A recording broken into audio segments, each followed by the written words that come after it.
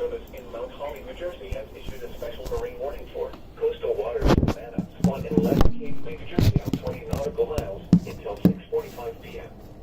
At 5:44 p.m., a strong thunderstorm was located 7 nautical miles northwest of Atlantic City, moving southeast at 20 knots. Hazard, wind gusts to 40 knots and small hail. Source, radar. Impact, small craft could be damaged and briefly higher winds and suddenly higher waves.